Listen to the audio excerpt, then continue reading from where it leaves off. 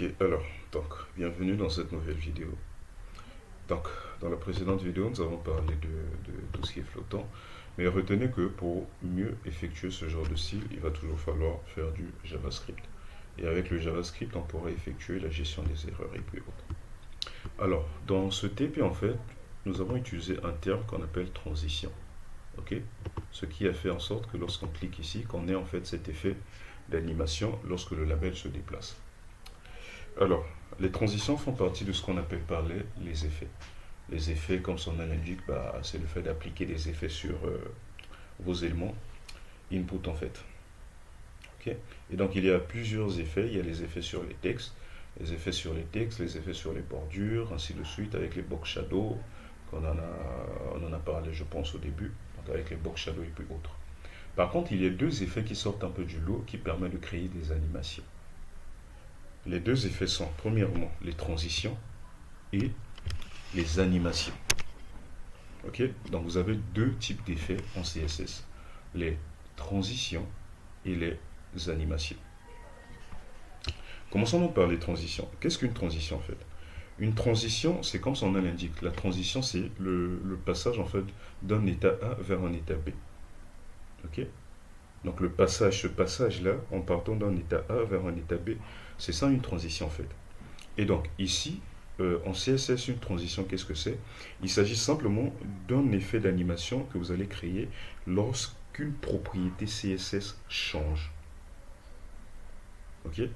Donc lorsqu'une propriété CSS passe d'un état A vers un état B, donc ce passage-là peut se faire de manière brusque ou vous pouvez choisir de le faire de manière adoucie, ok, en spécifiant une petite animation. Et donc c'est ça en fait une transition. Et donc vous allez voir qu'ici, dans le cas de notre label flottant, la transition s'est appliquée sur le déplacement en fait de notre label. Vous voyez?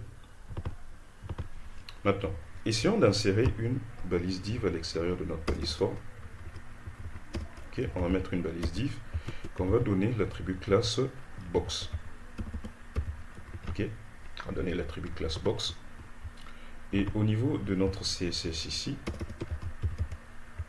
on va la cibler et on va donner quelques propriétés. Par exemple, width 50 pixels, height 50 pixels. Et on va donner la propriété background color, on va dire à blue par exemple. Ensuite, on va dire, lorsque le curseur va passer là-dessus, ok, qu'on change la couleur. Background color, on va dire peut-être yellow. Ok. Donc, la couleur est sur bleu, et lorsque le curseur passe dessus, la couleur doit passer sur le jaune. Alors là, si je passe le curseur, vous voyez, la couleur change. Mais le changement est brusque en fait. Ok. Alors, une chose également que j'ai oublié de préciser, bon, bref, je vais revenir un peu plus tard. Maintenant, regardez ce qu'on va faire. On va venir ici, on va appliquer la propriété transition. Ok.